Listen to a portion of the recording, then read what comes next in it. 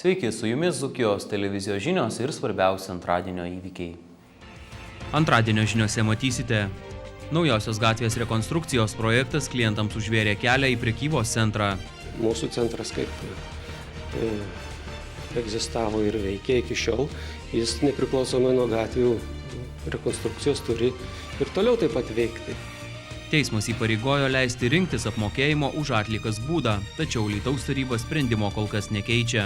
Patinka, nepatinka, renkam už plotą ir toliau rinks, kol nepasikeis tvarka. Loretos galerijoje gimnazisto iš Varėnos rajono paroda. Čepkelių pelkėje pareigūnai aptiko kontrabandinių cigarečių siuntą.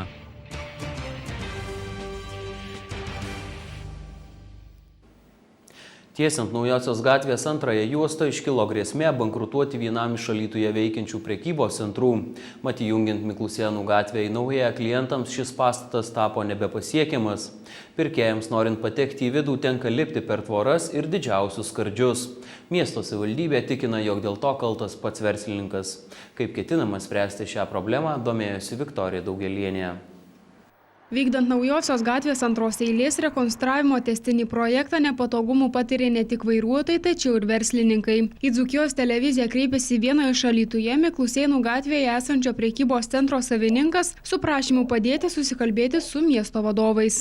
Jau antrą savaitę kaip, tiesiog esame šoke, todėl kad neįspėta buvo, niekas nepranešta ir pradėta kasti didžiulis kotlovanas įjungiant Miklusėnų gatvę į naują gatvę. Bėda, tai dabar yra visiškai atkirstas mūsų klientų patekimas į mūsų centro prekybos ir nežinome, kaip toliau šitą situaciją spręsis. Nors alytiškis verslininkas kol kas nusiteikęs geranoriškai, savivaldybė tikino, jog dėl susidariusios keblios situacijos kaltas jis pats. Kreipėmės į savivaldybę, tai jie nenori atstatyti tos situacijos, bent mes siūlymą turim ir sutinkam geranoriškai paaukoti ir augalų, ir aikštelės, bet tam reikia skirti lėšų ir savivaldybė nenori sutikti su šituo, nes jie laiko, kad jie neturi teisės, kištis į privačių sklypų teritoriją, bet aš laikausi kitos nuomonės, kad mūsų centras kaip egzistavo ir veikia iki šiol, jis nepriklausomai nuo gatvių rekonstrukcijos turi ir toliau taip pat veikti. Ir buvo suderintas projektas, rekonstrukcija šito pastato buvo daryta 2004 metais.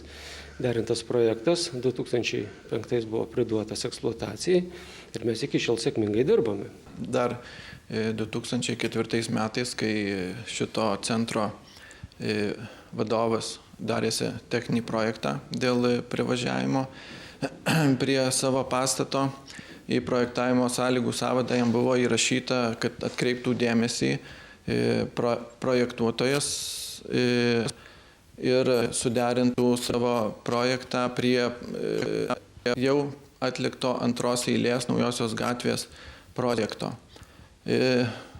Jo yra parašas prie šito projektavimų sąlygų sąvado, bet jie projektuodamiesi neatkreipė dėmesio į šitą dalyką, susiprojektavo pagal tuo metu buvusią situaciją aukščius ir iš tikrųjų dabar vykdant darbus iškilo problema, nes yra aukščių skirtumai 65 cm ir prie jo įvažiavimo, prie to pastato iš tikrųjų yra problema.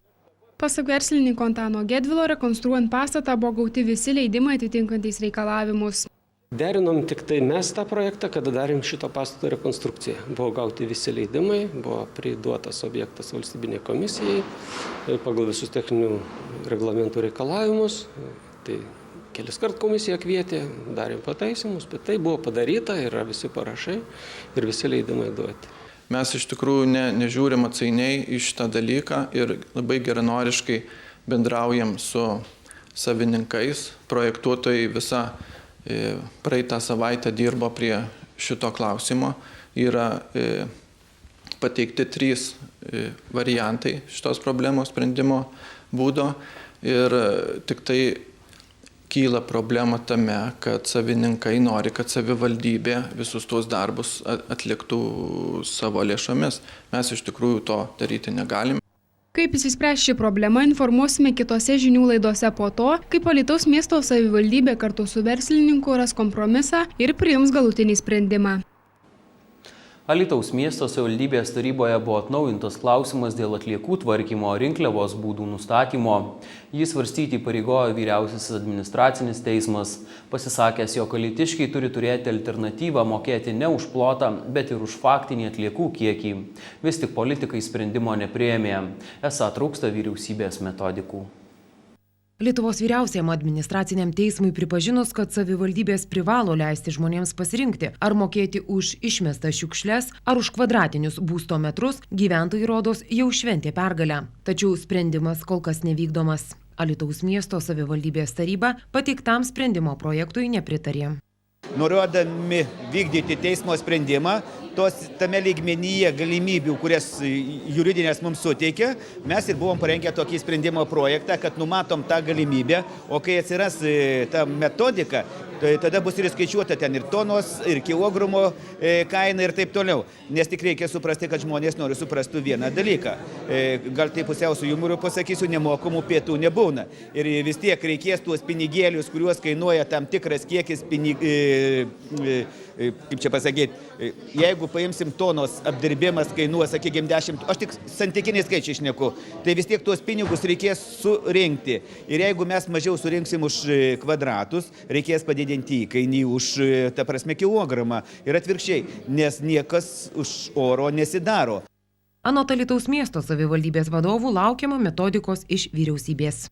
Funkcijų netlieka viršūnės. Vyriausybė, Seimas, todėl, kad jeigu tas klausimas aktualus žmonėm, tai jie turėtų sudaryti mums galimybės realizuoti ir teismo sprendimus, juk teismas pasisakė ir Klaipėdoje, ir Prienuose, ir pas mus. Ir dabar, jeigu mes ir norim išspręsti klausimą, ką sakė ir vyriausybės atstovė, kuri labai kompetentingai pristatė, mes neturim tokios galimybės realiai.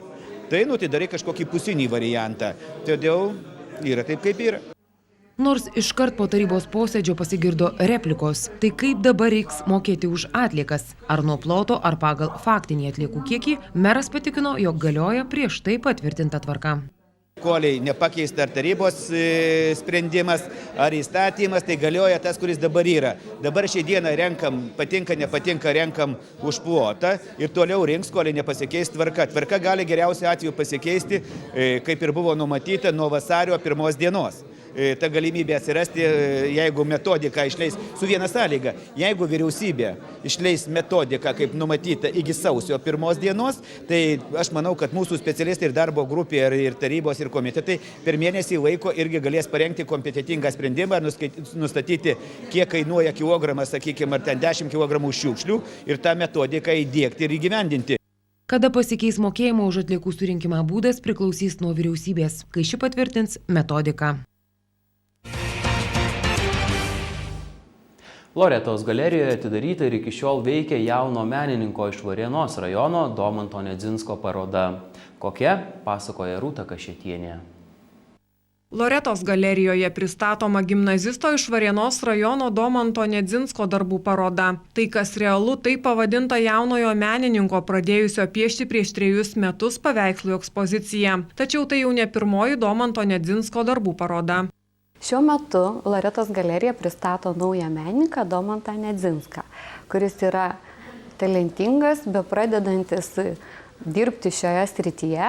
Iš tikrųjų, jisai savo gimnazijoje turėjo 3 parodas, bet kad galerijoje eksponuoti, jisai eksponuoja 1 kartą savo darbų parodą ir parodos pavadinimas tai, kas realu. Jeigu žirgai, tai žirgai nutapyti. Ir tie žirgai yra nutapyti įspūdingai, nes iš tikrųjų žmogus, suprantantis anatomiją, gali taip nutapyti žirgus, kaip jisai nutapęs yra.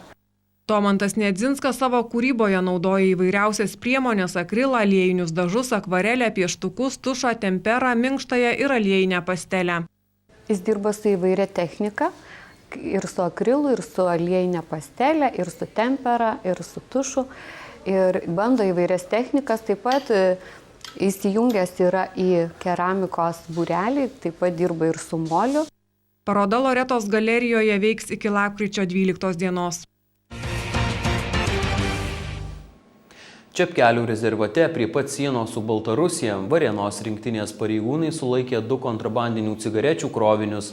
Pasieniečiams pelkė įkliuvo ir įtariama su rūkalų kontrabanda susijęs varėniškis. Plačiau apie tai Alius Mikelionis. 7 dėžes baltarusiškų cigarečių pasieniečiai rado Čepkelių valstybinėme gamtinėme rezervate. Jos buvo supakuotos į polietileną, greičiausiai tam, kad neperšlaptų. Buvo aišku, kad rūkalai ką tik atgabenti iš kaimyninės valstybės. Pasieniečiai kartu su tarnybiniu šunimi patikrino aplinkinės vietovės ir sulaikė kontrabandos gabenimu įtariamą varėniškį. Vyriškis dar bandė slėptis pelkėje, kurioje, kaip vėliau paaiškėjo, sprukdomas nuo pasieniečių pasiklydo. 44 metų Varėnos miesto gyventojas prisipažino, kad susijęs su cigarečių kroviniu. Vyrui gresia bauda iki 20 000 litų.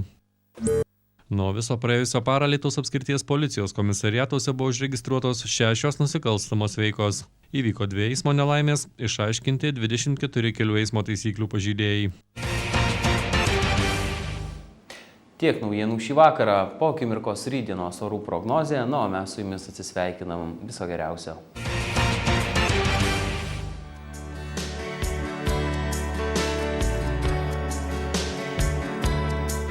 Praėjusį penktadienį mūsų kraštus įsiveržus šaltai oro masei iš Arkties temperatūra kasdien krito vis žemiau, lietų pakeitė šlapdriba ir sniegas. Vis dažniau susidarydavo palankios sąlygos ir lijundrai bei plikledžiui formuotis. Šiandien rūko kartu ir šerkšno tikimybė buvo nedidelė, saulė pro debesis pasirodė tik kur nekur. Vietomis didesnė tikimybė rytiniuose rajonuose pasnigo ar krito šlapdriba, pūtė vidutinio stiprumo pietų krypčių vėjas. Ateinančią naktį krituliai, daugiausiai sniegas ir šlapdriba pasiskirstys didesnėje šalies teritorijoje. Kai kuriuose regionuose formuosis rūkas, lijundra bei plikledis. Temperatūra beveik visoje šalyje bus neigiama. Trečiadienio dieną krituliai trauksis, jų kiekis mažės. Toliau vyraus pietinių krypčių vėjas, artėjant vakarui jis ims stiprėti.